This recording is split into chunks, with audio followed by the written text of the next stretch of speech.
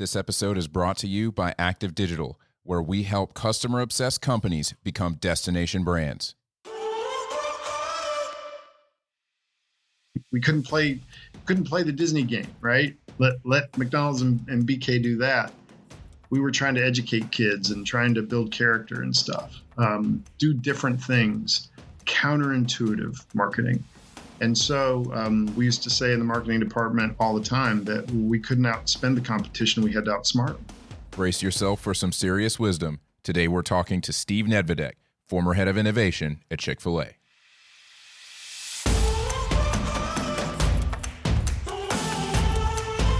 Do you want to decommoditize your products and services?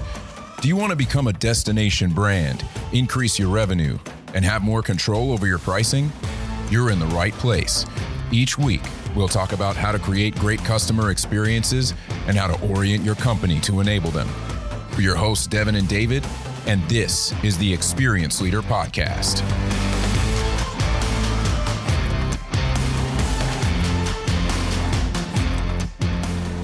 Ladies and gentlemen, welcome back to the show.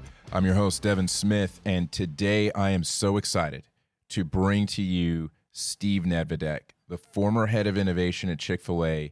We got to talk to him for an hour about the 30 years that he spent at Chick-fil-A, him growing with the company and working directly for the founder, Truett Cathy. He dropped some absolute wisdom bombs on us.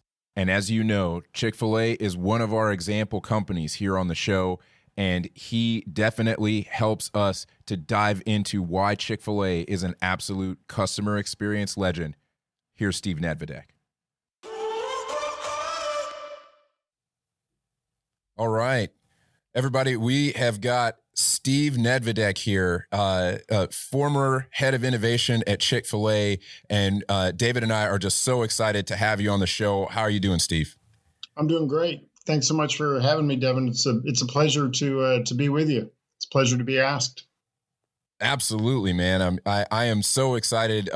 So David, to give a little background, Steve and I both know a mutual friend who also worked at Chick-fil-A, actually worked for Steve for many years. And I asked her to be on the show and she's like, I got somebody better. And so here she would Steve be great. is. If you can get her, she would be great. I told her I still want her to come on the show. She is a design thinking maven, and she and I've done some work together, and she's super impressive. So I still want her on. That's the mark of a good human being, though, when you get asked to do something and you're like, listen, I might be all right, but there's somebody better. You know, that's the mark of a good person. Absolutely. So I just, want to make sure that our audience is abreast of, kind of who you are, Steve, what you've done. Kind of tell us your origin story. Wow, origin story. Yeah, really quickly, I guess. Originally from Detroit, moved to North Carolina when I was a kid. Went to Wake Forest University for my master's in theater. So I have my degree in theater, of all things, which was, much to the dismay of my parents, like, what are you going to do with that? But it turns out that I was able to parlay that into a 30-year career at this little chicken company in Atlanta called Chick-fil-A. And, I was working on sets with actors and writing scripts and designing logos and designing corporate events. So had an awful lot to do there from an artistic and creative side. Wound up being in marketing for about 16 years and headed up creative services there, worked on the kids meal program, worked with celebrity raving fans and local store marketing, and worked with Chick-fil-A operators and helped with the cow campaign, and then moved over. My last 8 years were working in the newly formed innovation department. So I was part of a team. I was responsible mainly for the socializing of innovation, so the teaching, the coaching, the training, and had to learn design thinking, had to get spun up on that really fast, and helped build an innovation center. So I know how to do that. Retired early, which was fun, and then went back to my alma mater at Wake Forest, and now I teach a class once a year, a class in design thinking and a class called Arts and Innovation, and I'm teaching another class that's going to be brand new this fall I live in Atlanta. I love film. I love, a good television series. I'm a graphic novelist, so I've finished a graphic novel trilogy that has nothing to do with selling chicken and nothing to do with leadership, but everything to do with anarchists battling action heroes after World War One. And I've got a granddaughter who's 2, and I like to travel. And I'm the president of a nonprofit in Winston-Salem, North Carolina, and just life is full, man. What can I say? It's the best season of life for sure. I highly recommend retirement if you can get it. It's a good gig. That is awesome. I definitely want to touch on pretty much all of that. So I'm going to try to start at the beginning here. How did you wind up working at Chick-fil-A to begin with? Yeah, I started working at Chick-fil-A as a team member when I was getting my undergraduate degree. I was at a school called a little school in Chapel Hill that I stayed at for a year until I ran out of scholarship money, and then had to come home and start to work my way through school. So got a job at Chick-fil-A behind the counter, and worked in a Chick-fil-A restaurant for 6.5 years. So was going to school full time, working full time. Would come back during the summers when I was getting my master's and work, and just enjoyed being at Chick-fil-A, enjoyed serving the guests, and cooking the chicken and all those things that making coleslaw, making lemon pies that we used to do back in the day. But mainly it was just because the operators, the franchisees, they were just good people, and they were the best people to work for. And so once I got married and I got my degree and I started working in other jobs, I realized that there was just no place as good as Chick-fil-A, from the standpoint of no place that treated me as well as Chick-fil-A did. And one of my operator friends said, "Hey, you need to sign on with Chick-fil-A corporate. You need to be on staff there." I was like, I was working as an art director for a small agency at that point.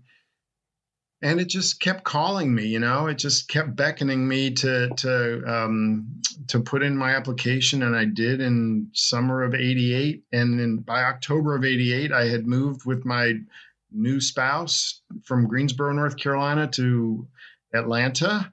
And I started what I had no idea was going to be a 30-year trek through chicken land. Just an amazing opportunity to work with this fella named Truett Cathy, an amazing opportunity to see his leadership and the leadership of Jimmy Collins, the former president of Chick-fil-A, to be a part of something that I was proud of, to be a part of something that, was a little tiny regional chain, just a few stores on the street, mainly mall stores. And to be a part of that from that level up, seeing the development of this behemoth that is out there now that, kind of owns the world of chickens. Yeah. David, I don't want to hog it, man. You look like you got a question, man. No, well, I mean, listen, we could talk about that for the hour. So I don't let me go too far. We won't get to anything else. I mean, first of all, super fascinating that it was really the time that you spent in the restaurant, really interacting with franchise. I just always, I think that's such an interesting way of understanding, like, no, this is the place that treated me the best. And that's worth more than people think sometimes.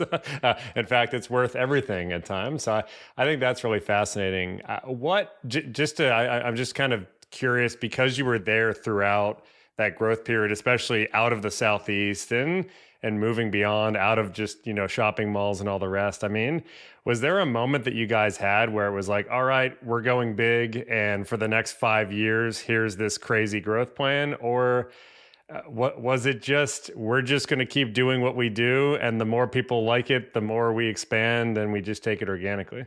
Yeah, great question. Truett used to have a saying, and it's something that I'm sure anybody of my era could reply back to you with.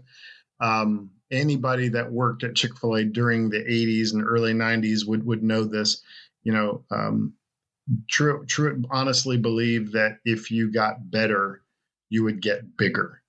And he was always afraid, maybe the wrong word, always reticent to go down a path of scaling the organization, of building tons and tons and tons of stores. He was okay with methodical growth. He was okay with slower growth, and he knew if the company focused on getting better, that the customer would want it to get bigger, and that the sales would follow, and that we would be able to get bigger. So we didn't really concern ourselves in the early days with how many stores we could build, or at least most of us didn't. There might have been some, in different parts of the company that were concerned about that. Somebody with a clipboard somewhere might have. Yeah, so somebody that wanted to see that happen. But for the most part, Truett and Jimmy did a great job of, just kind of helping us to see what was the most important thing. Dan Cathy used to always say, keep the main thing the main thing. And the main thing was just getting better and satisfying the customer, and and having a positive influence on everybody that came in contact with Chick-fil-A. So, yeah, I think when we hit $1 billion in sales, which was the year 2000, it was a big milestone goal for us, and it took from 1967 to the year 2000 to hit an annual sales of $1 billion. And then I think 5 years later, we hit it again. And then 3 years later, we hit it again. And then 2 years later, and we used to mark these big celebrations of hitting $1 billion. And I don't know how frequently they do it now, but probably once a month, they just click on another $1 billion. And I don't even know if anybody knows anymore. Wow. That is incredible. I want to make a t-shirt out of that saying, if you make it better, it'll get bigger. Go for it. Just make sure you put Truett Cathy's, name underneath it. Yeah. Yeah. We'll give some royalties. Yeah. I'm curious about, when you talk about, some of that ethos when you were starting out. I love that sort of focus on actually getting better in order to get bigger, in order to earn the right to be bigger. In a day of, talking about unicorns and trying to rush to the $1 billion valuation, I think that is just, it's so refreshing, and it is focused on serving the customer, which I think is excellent. How did that affect you as a person? Yeah, I think for me, especially now looking back and consulting with other organizations who, many of them are tech organizations that, I've done some consulting for in the past, and it feels like they're trying so hard to get those numbers up so fast. And they're saying yes to everything because they want to be able to do it all. And nobody can do it all. You have to be focused on your lane, on your piece of the pie, and you have to do that really well. And it always used to concern me when, for example, an advertising company would say, or an advertising agency would say, "Oh yeah, we're good at everything." I was like, that's baloney. You're not good at everything. You can't be good at everything. And you probably shouldn't be good at everything. Truett wanted to be good at a few things and do them really, really well, and became, known for that. And that was the hallmark of Chick-fil-A. I mean, when you went to a Chick-fil-A, whether you were in California, and this was the late 80s, early 90s. If you were in Racine, Wisconsin, you went to Santa Monica, California, or wherever you were, he wanted you to have the same experience. The coleslaw needed to taste the same. The lemonade needed to be just there. And so people began that journey with us of talking about how much they love the lemonade, how much they love the chicken sandwich, how much they love what we were doing with kids' meals, and how we're trying to be mom and dad's favorite versus, we couldn't play the Disney game, right? Let McDonald's and BK do that. We were trying to educate kids and trying to build character and stuff, do different things, counterintuitive marketing. And so we used to say in the marketing department all the time that we couldn't outspend the competition. We had to outsmart them. Mm-hmm. And we spent a lot of time thinking about how to outsmart them and how to do things that were really different. Cow campaign being a perfect example of that. that's a whole podcast, in and of itself, about how that took an idea of 3D billboards, which was an idea that was only going on in Southern California and Orlando because of the theme parks, and make that more of an everyday occurrence by introducing, these characters that became the cows, standing out from, your competition. You don't have to outspend people in order to make yourself better. And that's what I think a lot of businesses miss today, especially these startups that are trying to, get to a certain valuation by a certain time so that they can cash out, and they want to do everything, and they're burning up people as they go. And they're leaving a legacy that's not going to last, like Truett Cathy's legacy. So you have to determine what kind of leader you want to be, and what kind of follower you want to be, and what kind of person you want to be.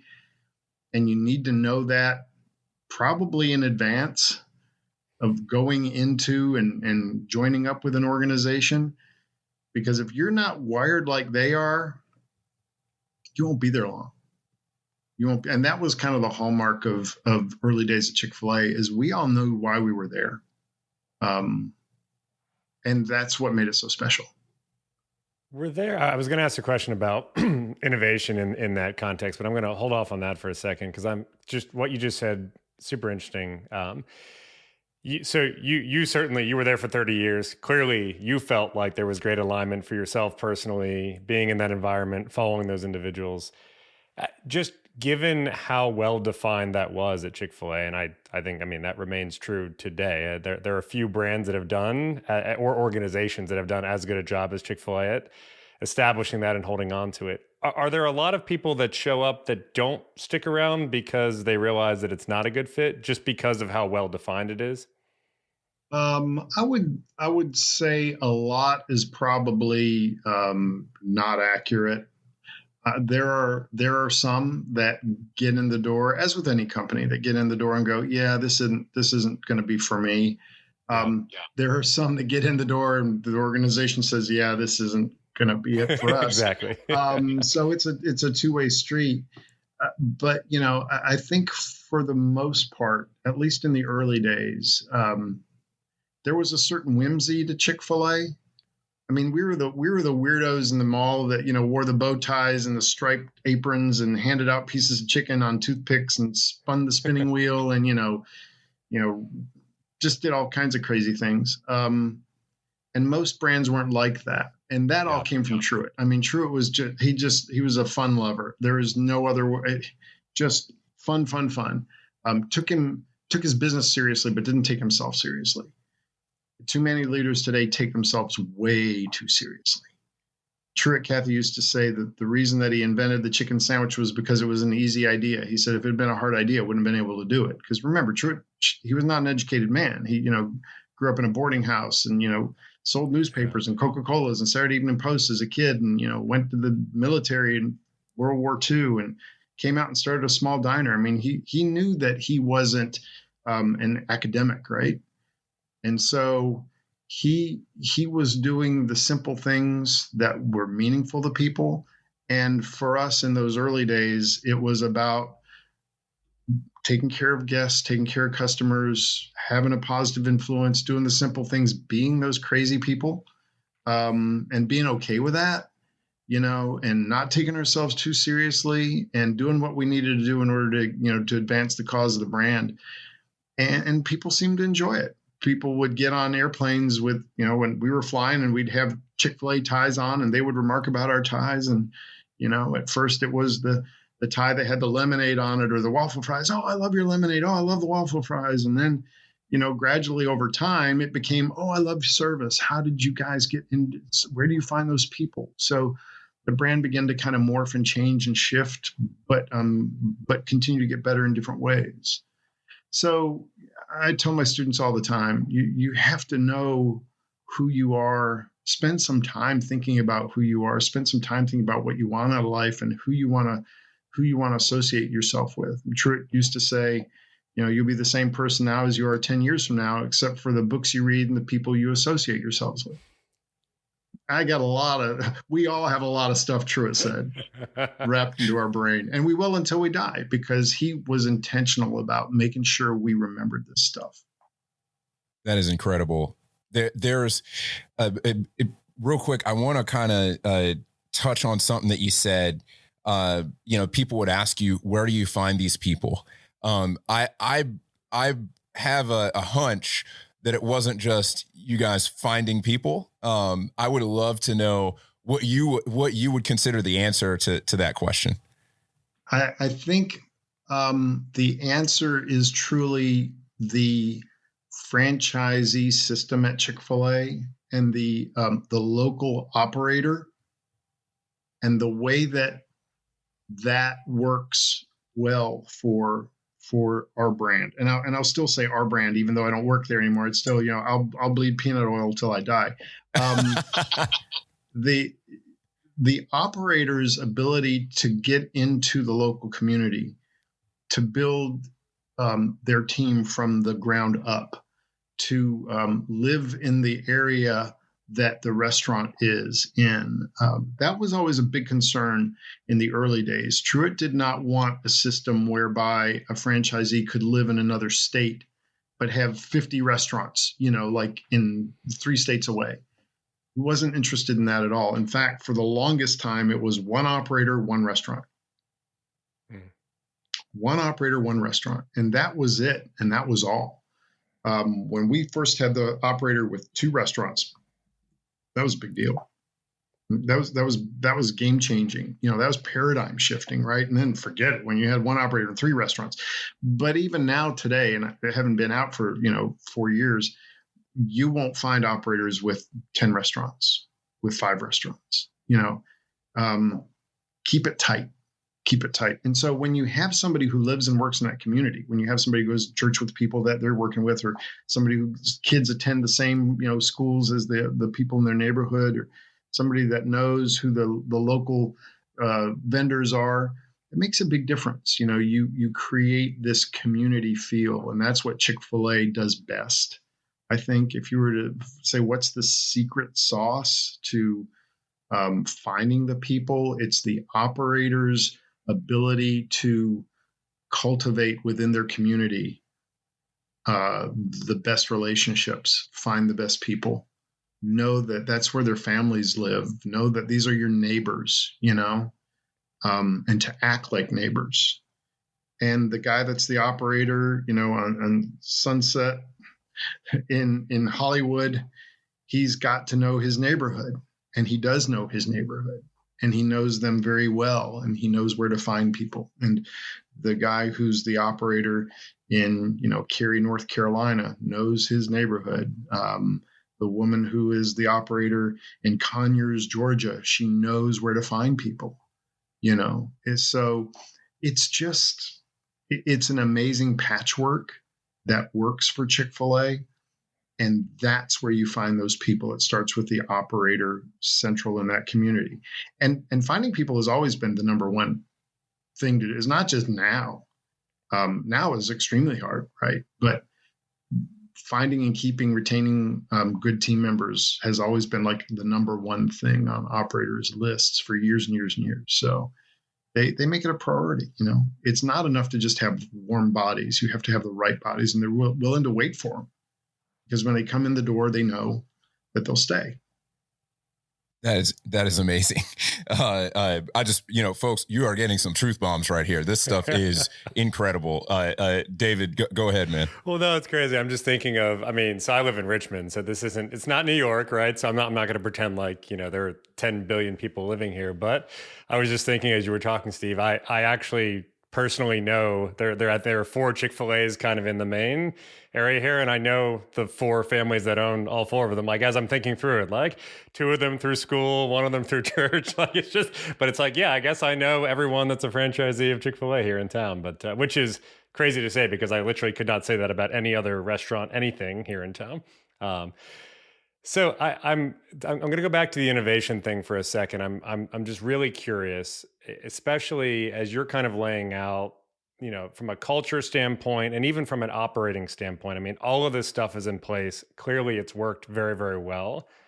when you're the person that then has innovation in their title, that means a lot of things. You mentioned working with some, startups on the software side. And a lot of times, especially now, innovation means it's got to be completely different. It's got to be off the wall. It's got to be all these things that basically, pivot or change the direction of where things are headed.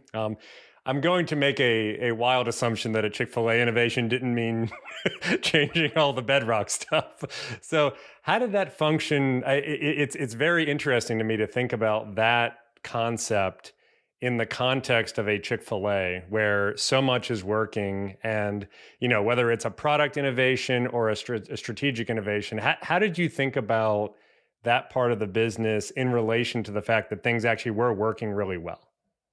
Yeah,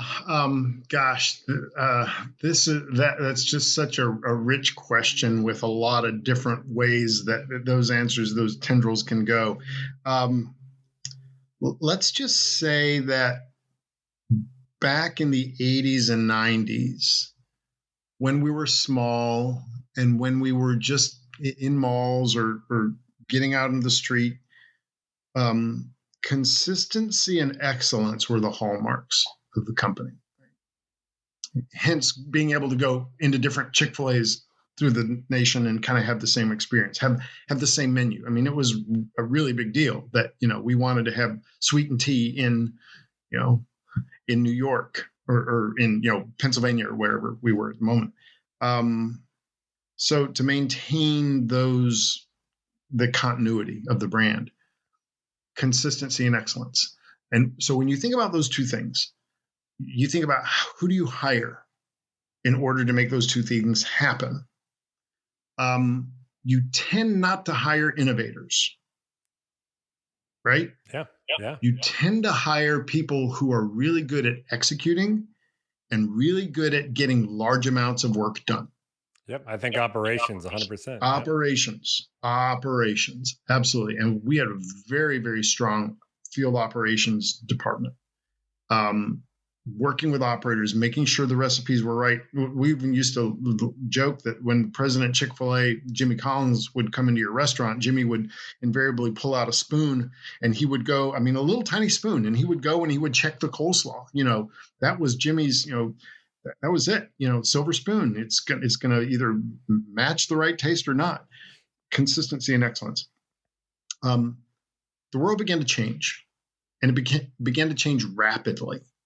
Other areas of growth, other businesses were being developed. The internet was booming. It was coming on, and cell phones were being. It just the last 20 years have been like equal to like the 200 years before. Just amazing growth. And when you need to have and find answers to new challenges, consistency and excellence doesn't matter so much. That's not important, because it still is. But you have to do the wisdom of the and, right? You have to be able to walk and chew gum at the same time. I had one friend at Chick-fil-A that used to say we went from being the hunter to being the hunted. Because as you're growing, then you have to start changing. Customers with their cell phones have more access to social media, and they're able to talk about you more and talk about you faster and take pictures of things that they shouldn't be seeing, in your restaurant and uploading them. And, you have brands that are just coming right after you, and they're copying everything that you do. You have a restaurant that's built for $2 million in sales, and you got to figure out how to get $4 million in sales out of it annually because the systems aren't there. So we had to learn how to innovate. And David, to your question, nobody knew what that was. Yeah. We were kings of continuous improvement. We had a culture of continuous improvement, tweaking the bolts, which was appropriate for that time. But when the vehicle began to get bigger and faster, the wheels start to shake. And so we had to figure out new ways to do things. And that's when you bring in people who are ideators and innovators and people who are analyzers and people who can, take new ground. And you have to have a place for them to do that. And you have to have systems for them to do that. In fact, when I went from marketing to innovation, I asked 50 of my friends, I tell this story to all my classes. I asked 50 of my friends at Chick-fil-A, what does innovation mean? because we're getting ready to stand up an innovation department. What does innovation even mean? 50 friends, I got 50 answers. No common language for innovation. I asked them, do we have a culture of innovation? 50 people, basically one answer. The answer is no, we do not. We have a culture of continuous improvement. We don't have a culture of innovation. Okay, so why or why not? 3 big reasons. 1, don't know how. I mean, I don't even know what it is. So how do I even know what to do? So which means that we have to have definition, we have to have process, things that we need to put in place. Number 2 was, I don't have time. I'm too busy, with all this other stuff that's going on. I don't have any bandwidth, margin. I always say, innovation equals margin plus opportunity. You can't have just opportunity by itself. You have to have margin to chase. And we had no margins, people with no margins. And then the third reason, which I think was the most concerning, had everything to do with culture, is people were afraid to innovate. They were afraid to get the wrong answer. And while consistency and excellence is very, very good, an unintended consequence of those 2 things together is perfectionism. And people who are perfectionists, who want to see it right every time, don't want to break things. Right? They don't want to take a chance. They don't want to risk things. So it's very, very difficult for some folks to risk things. This is why you bring people who are, more creatively bent in, because we don't care. I mean, we'll break things. It's okay. As long as they're contained, we'll break all day long, because we know that that's what you get to when you get to the new ideas. You have to bring in different perspectives, which is why diversity is so important. I say to my class all the time, curiosity is to the individual what diversity is to the organization. I mean, curiosity makes a good innovator. Diversity makes a good innovative company. You have to have different perspectives. You have to have different backgrounds. You have to have different solutions, different understandings.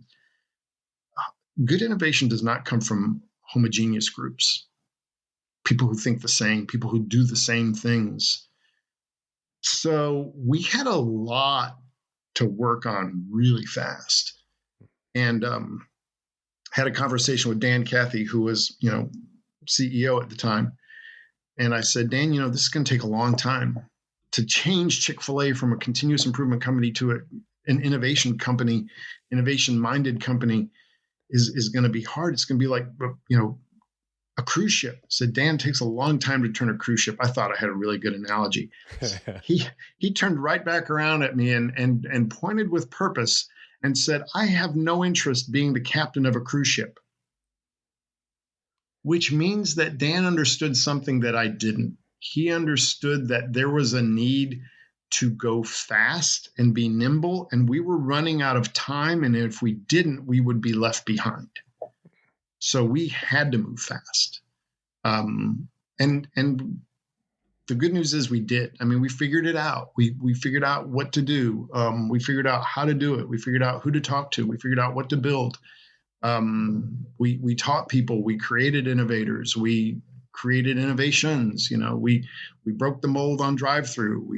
We were able to open up in downtown New York City and not have lines that were a block long. It took an hour to go through. We weren't Shake Shack. We were moving. Yeah. And it was a great time to just see all this stuff happen. So we were able to turn it, but you have to turn it with purpose, and you have to understand kind of what you're up against when you have to make that turn. That's fascinating. Even just that, even kind of dialing into that realization point for the company of, hey, we're reaching a point where we're the hunted now, and that being that catalyst for when I was at Red Hat, which is definitely a company that has a strong ethos and sort of this open source concept and what that means. But they used to put on the walls, I don't actually think it's a Gandhi quote. I think it just gets attributed to him all the time, but it's the first they ignore you, then they laugh at you, then they fight you, then you win, right? So it's kind of that idea of like, if you've built your bedrock properly, then the second they fight you is when you win, right? Because you have everything else in place. But it's always fascinating to hear, even just kind of how that came about at Chick-fil-A, and you guys were just like, no, this is the time. Like, we're going to do this and move fast. I think it's amazing. We made a commitment to do it, but also we had support from leadership to give us the time to make sure that we were doing the right things. Too many people who consider themselves leaders are what I will call imagine launch people. They have ideas and they just want to see them done. Here's an idea. Let's go do that. Here's an idea. Let's go do that. And they spend their lives throwing things up against the wall. And they make messes and things are sliding down the wall constantly. And with innovation, there is a discipline to change. There is a discipline that comes when you do things properly, when you do things kind of with the right mindset and the right order. And what you're in essence doing in first part is laying the track so that you'll be able to go fast.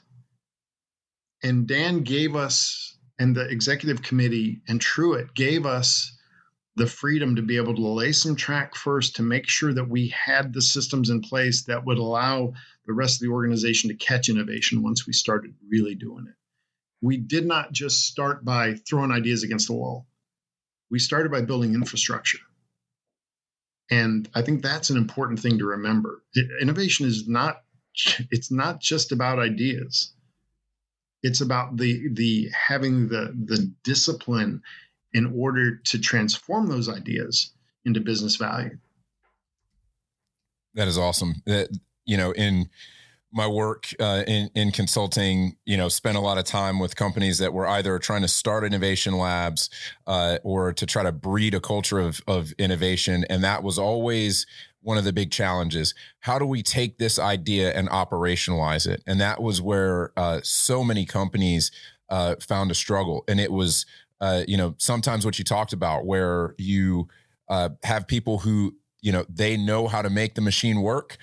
They do not want to make mistakes. They do not want to get it wrong. And when you come and tell them, hey, we have this new thing, the first reaction is, new things cause mistakes and I don't want to make mistakes. So get out of my office. And so how did you all overcome that at Chick-fil-A? Well, for me, and this is just one guy's answer, right? You could ask a bunch of different people and probably get different answers on that. For me, there was a realization moment where you kind of look at who you have around you and how they're wired. And I think for us, we spent a lot of time talking about playing to your strengths. We spent a long time with managers and directors trying to get them to understand how their people were wired, so that within any group, and I found this to be fascinating, quite honestly, within the finance team, within the treasury team, groups that you would not think are innovative, within the legal team, every team has somebody who's wired to innovate. Every team does. Mm-hmm. Every team has somebody who's not satisfied with the status quo. Every team has somebody who is a what if thinker, not just a what is thinker.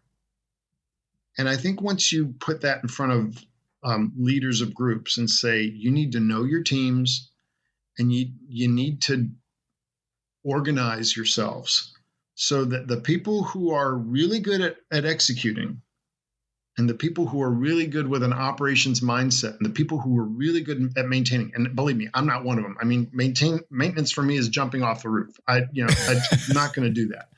At Kindred least not spirit over here. It's the same for me. Yeah, I can't. No. That I didn't mean. But I have dear friends who are excellent at it, and that's what they want to do. I married an accountant, and I tell people this all the time. I mean, we couldn't be more different. She loves the maintenance of things, and she loves the minutia of getting in there, and and I just go, I can't do that. So if you can find those people and you can put them on the strategies and the tasks that line up for their strengths, and then you take the what if people and you line them up against long-term planning, and you line them up against taking new ground and trying new things, but they have to talk to each other.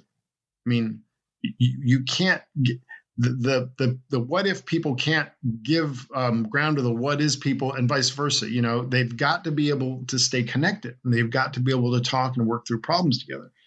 And so I think that for us was one of the key moments where I found the people that were doing the best job of innovating within the company. And to be honest, finance was head and shoulders above most other departments, because we had a leader in finance that said, I'm going to structure my team based upon this. Customer service.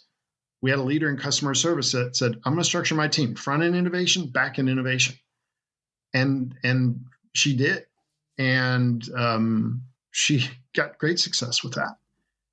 So I really, truly believe that it all boils down to making sure that you've got the right people in the right seat on the bus, so that when you are moving forward, they know what they're supposed to do, and they do that well together.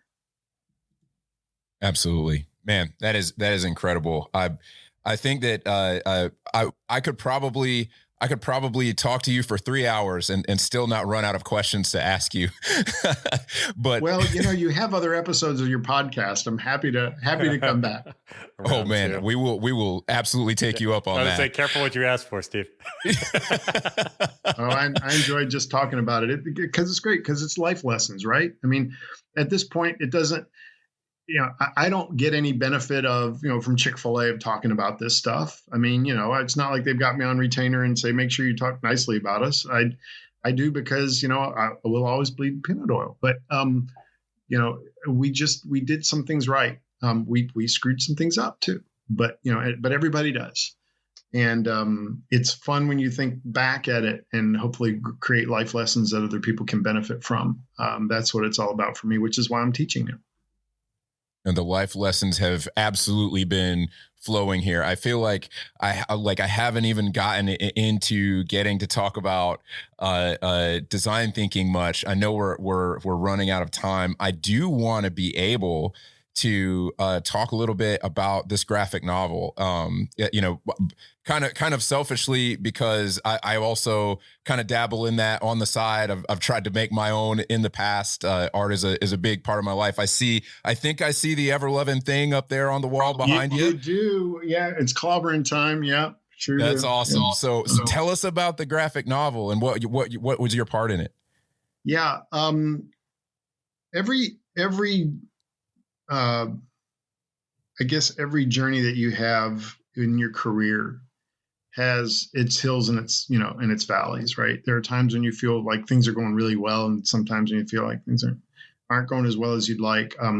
Being a creative person, I always tried to pepper some creativity and creative work into my occupation, because I have to. That's what drives me. It's like pure oxygen.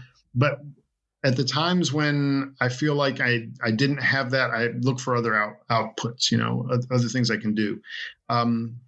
I was at a point in my career where I felt like I needed a creative outlet, and knew a couple buddies that I'd known for 20 years that were kind of wired like me.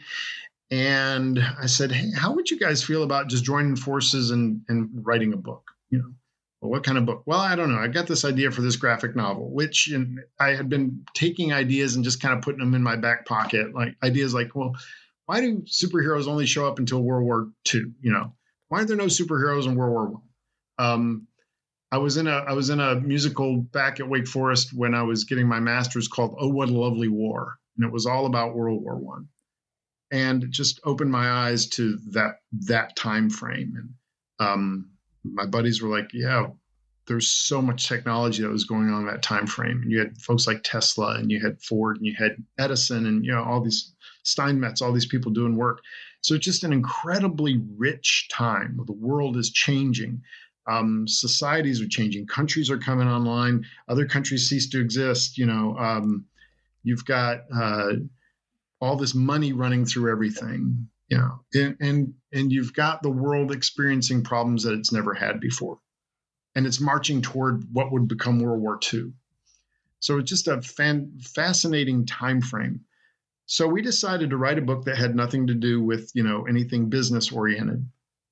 And we took some of the real events that were happening in the 1919, 1918, 1920s And we started to stitch them together in kind of an alternate history narrative of what if this actually influenced this and this influenced this, and what if we created the first wave of superheroes that came out of the technology of Carnegie and Tesla and things like that. And what if we put it all in Georgia on Jekyll Island, and because that's where all the money was. And so that was their hub, that was their home base. And what if it was a story about people cooperating and people who were from different backgrounds but didn't care about that because they cared about a common good, which was it feels so foreign today because everybody's split into sides. No, we're bringing people together. So we created this idea called the Jekyll Island Chronicles.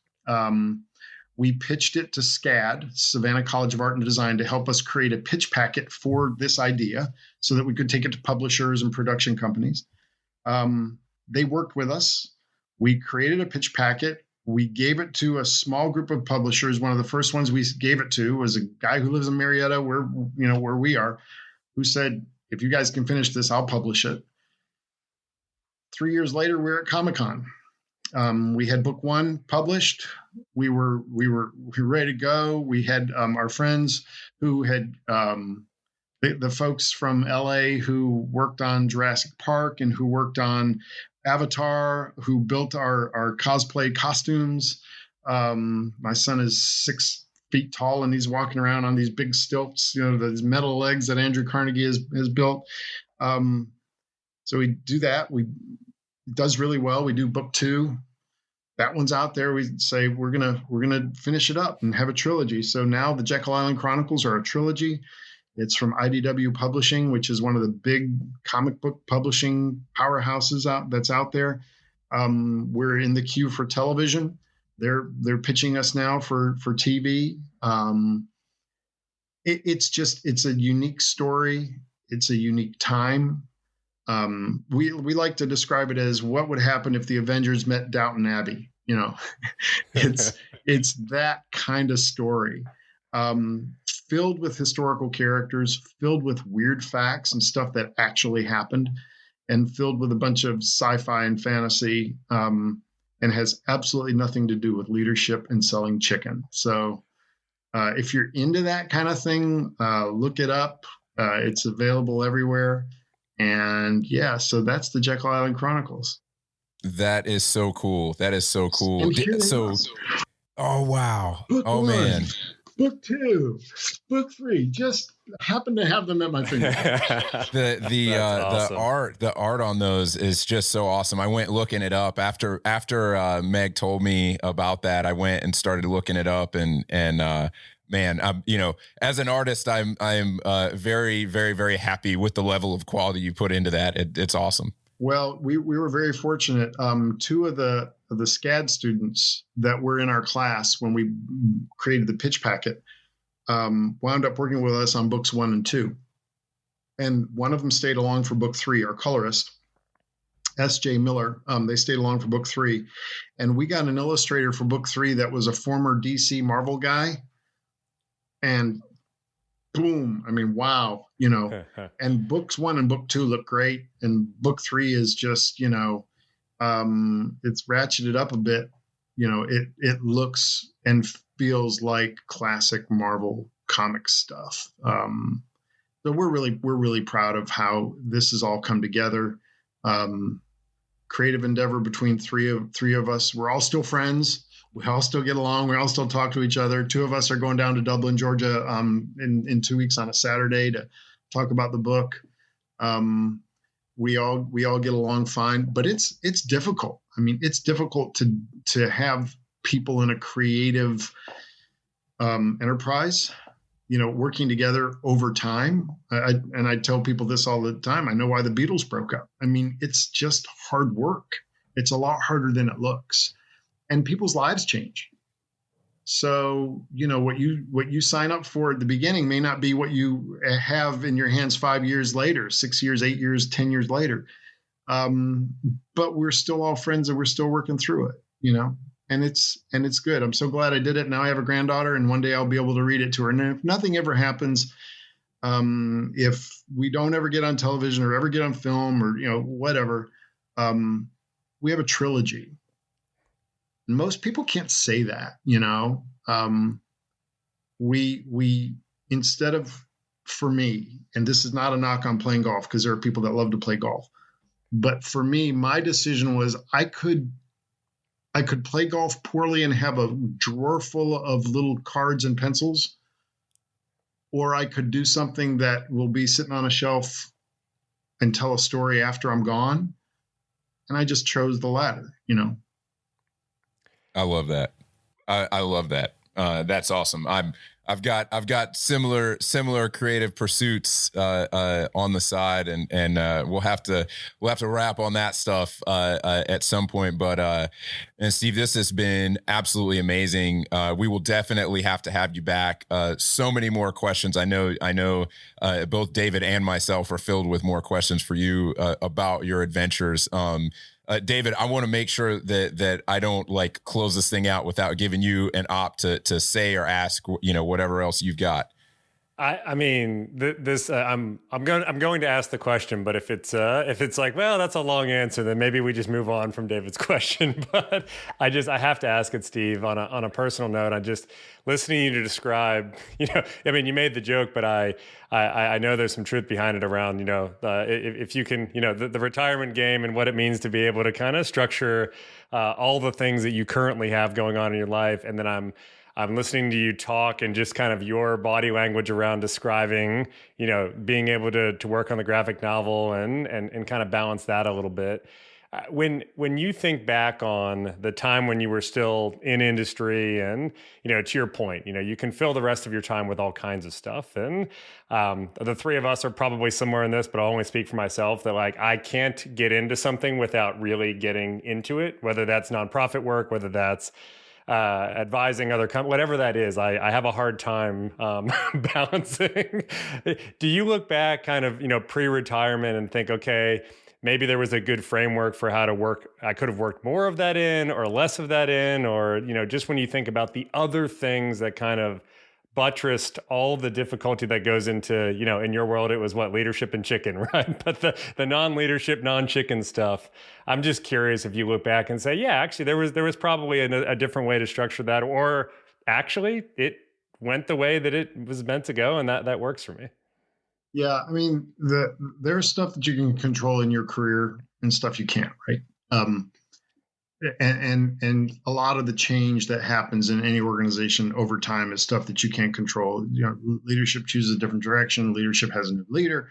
You know, there's different strategies that come up. People, you know, you do the shell game and people switch around from team to team. Some of that you can't really control. So there's a bit of grow where you're planted that happens there.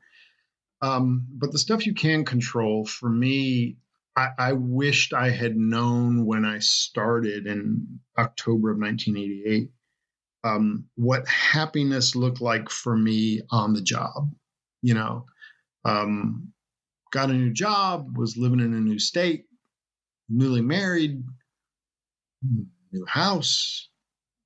And then stuff happens and life happens, and you begin the mechanism of just kind of coping with, okay, where do you need to go and what do you need to spend your time on? Getting up and going to work is a process.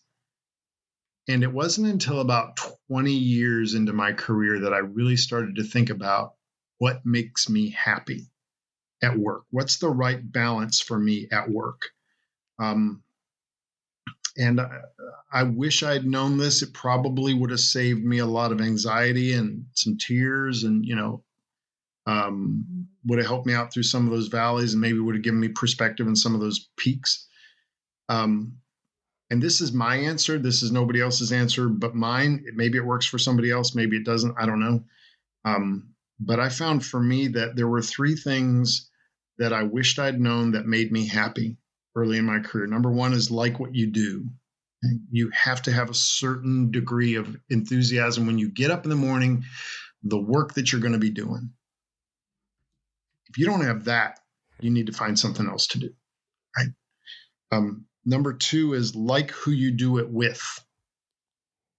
There were times in my career when I really loved what I did, but the team that I was on was no, thank you very much. You know, can I do this with somebody else, please? So that's very important. You can hate what you do, but you can love your team, and vice versa. And then the third thing was be useful to the organization. There were times in my career when I loved the team I was on, I liked what I was doing, but I didn't feel like on the overall, like what we did was extremely important. Mm. And so those three things for me became my checklist. Now, if all three of those levers were pulled, I was golden. I could do that for 30 years, right? If two of those levers were pulled, I would have to just figure out how long I was willing to wait and be able to shuffle those levers. If only one lever was pulled, it was just a matter of time before something major needed to happen. Yeah. And so I tell people this when they ask, what do you wish you had known then, or how would you structure things differently? I wished I would have known the truth about myself and what makes me happy at work. And again, this is just my answer. Everybody's going to have a different answer. But if you can like what you do, like who you do it with, and be useful in the organization, that will make that drive to work much easier. Of course, people don't drive to work that much anymore. But, for me, it was an hour each way. And I had to, I had to be okay with that. And I was. It was a great place for me to have a career. I worked for the best boss in the world in Truett Cathy, worked for other great leaders that I'm very, very thankful for, and hopefully did some very interesting work that has made a difference. So anyway, that's my answer to that question, David. That is fantastic perspective. Thank you, Steve. Seriously, I mean, it's a fantastic answer. So I think we have a lot to take from this. Obviously, we'll get into covering some of the big points post show. But Steve, thank you so much for being on. We look forward to having you back. Yeah, man. Thanks to both of you. Really appreciate it. Wow. Well, I hope that you have enjoyed the time that we got to spend with Steve as much as we did. So here are some of the takeaways that I had from the time that David and I got to spend. 1, don't chase scale by trying to do anything and everything to drive numbers up. Give yourself room to focus on a few things and do them exceptionally well. You will make it bigger if you make it better.